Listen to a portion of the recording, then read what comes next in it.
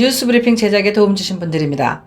경험과 실적이 증명하는 김효지 부동산 전문인, 절세의 지혜를 나눠드립니다. 이상회계법인, 당신의 편에서 보험사를 상대해주는 제이슨문 손해사정사, 한 곳에서 시작되는 안정된 미래 선우앤선우 종합보험, 50불 이상 주문하면 무료로 배달합니다. 케이터링의 명가 참사랑, 20년의 경험과 실력과 노련함 우리들 척추신경원, 학자금과 대학 입시 상담은 AGM 인스티튜트. 홍성구의 뉴스브리핑 지금 시작하겠습니다. 로컬 소식입니다.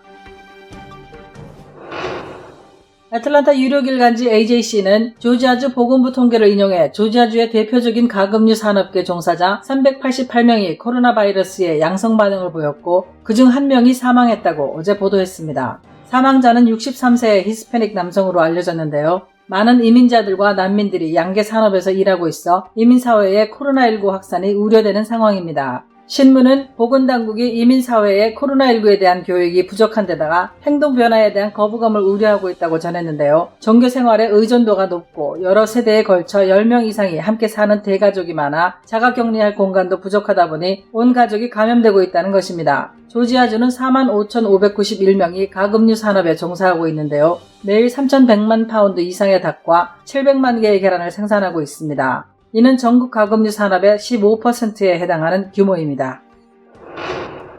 빌리 테네시 주지사는 미용실이나 네일샵과 같은 개인 서비스 업소들에 대해 오는 5월 29일까지 문을 닫아야 한다는 행정명령에 서명했습니다. 이번 행정명령에 포함된 업종은 이발소, 미용실, 왁싱살롱, 네일살롱, 스파, 바디아트, 태투 서비스, 태닝살롱, 마사지 테라피, 마사지 서비스 등입니다. 또한 유흥 및 오락시설도 대부분 폐쇄한다고 하는데요. 볼링장, 게임장, 공연장, 극장, 경마장, 어린이 실내 놀이시설, 성인 오락장, 놀이공원, 경로당 및 유사시설, 롤러장과 아이스케이트 링크, 술집, 나이트클럽, 라이브 공연장 등이 포함됩니다. 요양원 등 장기 요양시설에 대한 방문은 지금처럼 금지되고 10명 이상 모임도 금지됩니다. 장례식이나 현장 예배는 금지되지는 않지만 사회적 거리두기 지침을 강력히 적용해야 합니다. 사실상 자택 대피령을 한 달 더 연장하는 모습인데요. 하지만 이번 행정명령에는 가까운 미래에 추가로 비즈니스를 안전하게 재개하도록 허용하는 지침이 나올 것으로 기대된다고 명시돼 있어서 조만간 추가 지침을 통해 일부 업종의 문을 열게 해줄 것으로 전망됩니다.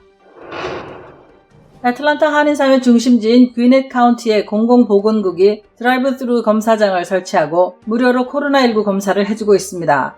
어제는 애틀란타 코로나19 범한인 비상대책위원회 공동대표 2명이 검사소 현장을 방문해 보건국장과 만남을 갖기도 했습니다. 이 보건소에서 받는 코로나19 검사는 무료입니다. 의사의 추천이 있으면 좋지만 의사 추천이 없어도 검사받을 수 있는데요. 본인이 직접 보건소로 전화를 걸어 본인의 연락처를 적은 후 본인이 겪고 있는 증상을 자세히 설명하면 예약 시간을 잡을 수 있습니다. 보건소 운영시간과 전화번호는 지금 화면에 나오는 정보를 참고하시기 바랍니다. 영어가 불편한 한인을 위한 통역 도우미들도 나섰습니다. 한인 브라이언 김씨와 이정원 씨가 그 주인공인데요. 월요일, 화요일, 수요일에는 전화 404-246-0000번으로, 목요일과 금요일에는 678-622-8829번으로 문자 메시지를 남기면 3자 통화를 통한 통역 도움을 받을 수 있습니다. 한편 5월 1일 금요일에는 조지아 국제승마공원에서 무료 코로나19 검사가 실시됩니다. 보건소 측은 더 넓은 장소에서 대규모로 벌이는 것이어서 보다 신속한 검사가 가능하다고 밝혔습니다. 코스트코는 오는 5월 4일부터 전국의 모든 매장에 출입하는 고객과 직원들에게 마스크 착용을 의무화합니다. 단 2세 이하 유아는 예외로 하기로 했습니다. 그동안 오후 6시 30분이면 문을 닫았던 단축 영업을 끝내고 영업시간을 정상화합니다. 게스트 제한도 풀려 회원이 비회원 게스트를 동반해 입장할 수 있게도 됩니다. 반면 그대로 유지되는 것도 있는데요. 월요일부터 금요일까지 오전 9시부터 10시까지 1시간 동안은 60세 이상 시니어 쇼핑 시간으로 유지됩니다. 의료진이나 응급구조대원 및 경찰관 등을 위한 별도의 쇼핑 시간도 계속 유지됩니다. 한인 경제를 살립시다. 음식 주문 투고와 배달을 통해 지금의 힘든 시기를 함께 뚫고 나아갑시다. 이 캠페인은 미 동남부 한인 외식업협회가 함께합니다. 지구촌 소식입니다. 아베 신조 일본 총리가 오는 5월 6일까지인 긴급사태 선언 기간을 연장하겠다는 방침인 것으로 알려졌다고 일본 언론들이 보도했습니다. 아베 총리는 오늘 총리관저에서 나카이 간사장과 하야시 모토 자민당 간사장 대리를 만나 이런 방침을 전달했는데요. 얼마나 오랫동안 그리고 어느 지역의 긴급사태 선언을 연장할지는 전문가 의견을 들은 뒤 최종적으로 판단하겠다고 밝혔습니다. 일본 언론들은 긴급사태 선언이 5월 말 혹은 6월 초로 연장될 것이라고 일제히 보도했습니다. 한편 일본 의회는 정부가 코로나19에 대응해 긴급히 마련한 23조 6,914억 엔 규모의 추경 예산안을 통과시켰습니다. 이번 추경 예산에는 모든 국민에게 일률적으로 1인당 10만 엔씩 지급하는 내용이 포함되어 있습니다. 제약회사 길리어드 사이언스사가 당초 에볼라 치료제로 개발한 렘데시비르가 코로나19 치료제로 기대를 모으고 있습니다. 앤토니 파우치 국립전염병연구소장도 어제 백악관에서 임상실험 결과 회복 속도가 31% 빨라진다는 결과를 얻었다며 꽤 좋은 소식이라고 말했는데요. 뉴욕타임즈는 미 행정부 고위 당국자를 인용해 FDA가 곧 렘데시비르에 대한 긴급 사용 승인을 발표할 것이라고 보도했습니다. 워싱턴 포스트는 렘데시비르가 코로나19로 인한 사망과 중증 완화를 막아주는 것으로 나타난다면 경제 정상화를 추진하고 있는 트럼프 정부에 더 큰 자신감을 줄 수 있을 것이라고 전했습니다.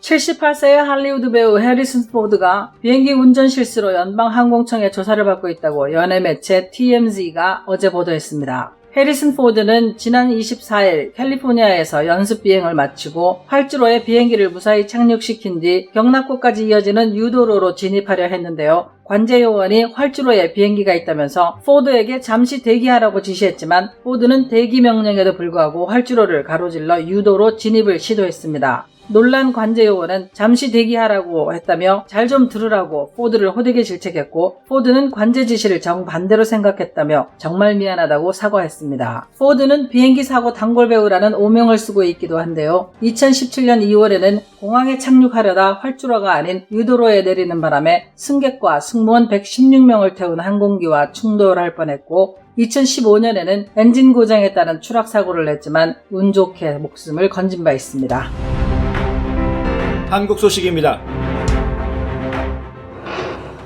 중앙재난안전대책본부는 지난 15일 제21대 국회의원 선거 본투표 후 30일 0시까지 선거와 관련된 감염은 한 건도 확인되지 않았다고 밝혔습니다. 코로나19 최대 잠복기인 14일이 꼬박 지나기까지 확진자 0명을 유지하며 선거 방역에서 성공을 기록한 셈인데요. 지난 4.15 총선은 코로나 팬데믹 속에서 치러진 선거로 국제사회에서도 깊은 관심을 보였던 일입니다. 특히 이번 선거에는 2,900만 명 이상의 유권자와 자가격리자 1만 명이 참여했음에도 감염이 벌어지거나 지역사회로 확산되지 않아 또 하나의 국제적인 모범 케이스가 될 전망입니다. 앞서 미국은 코로나19 확산으로 15개 이상의 주에서 대선주자 경선을 연기했고 영국은 지방선거를 1년 미뤘습니다. 프랑스는 지방선거 2차 투표를 6월로 연기한 상태입니다. 윤태호 중앙사고수습본부 방역총괄 반장은 이날 정례 브리핑에서 불편함과 어려움을 감수하고 사회적 거리두기에 적극적으로 동참해주신 국민 여러분의 노력, 의료진의 헌신 및 자원봉사자 등 모든 분들의 노력으로 이루어낸 성과라며 깊은 감사의 말씀을 드린다고 말했습니다.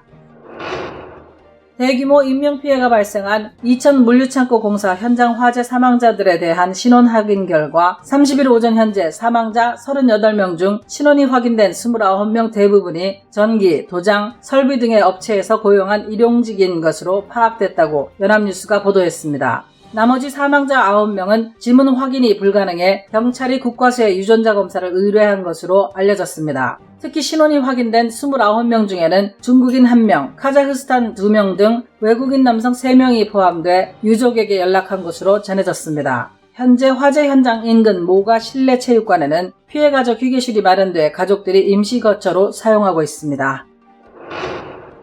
1억 만들기 프로젝트 등 카카오톡에서 흔한 메시지에 무심코 링크를 클릭해 알게 된 재테크 멘토가 온라인 게임에 참여하라고 유도하는 사기 수법이 성행해 주의가 요구됩니다. 합법적인 재테크를 가장해 불법 인터넷 도박에 참여하도록 유도하고 투자금을 가로채는 수법으로 피싱 사기의 한 형태인데요. 이들은 처음에는 높은 수익이 나는 것처럼 속여서 투자금을 늘리도록 유도한 뒤에 이를 가로챕니다. 돈을 벌었을 때 현금을 찾겠다고 하면 수수료를 줘야 돈을 주겠다는 등 이런저런 이유를 대거나 심지어 사회에서 매장시키겠다는 등의 협박까지 하면서 돈을 돌려주지 않습니다. 경찰 관계자는 과도하게 많은 수익을 약속하는 경우 피싱 사기일 가능성이 높아 한 번 더 살펴봐야 한다며 피싱 사기범들은 대부분 해외에 서버를 두고 사기 행각을 이어가고 있어 각별한 주의가 필요하다고 당부했습니다.